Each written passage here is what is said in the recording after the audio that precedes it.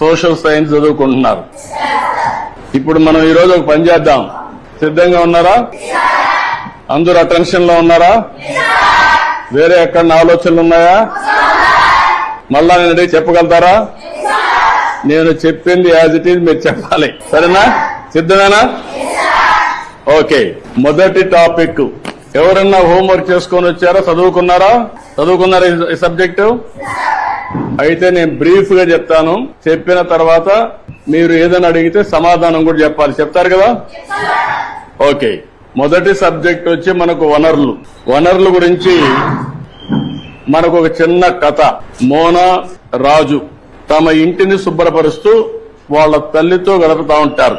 అప్పుడు ఈ బట్టలు, పాత్రలు, ఆహార ధాన్యాలు, దువ్వెన్లు, తేనె సీసా పుస్తకాలు చూడండి, వీటిలో ప్రతి ఒక్క దానికి ఉపయోగం ఉంటుంది అనింది. ఎవరు? మోనా చెప్పింది. అందుకే అవి ముఖ్యమైనవి.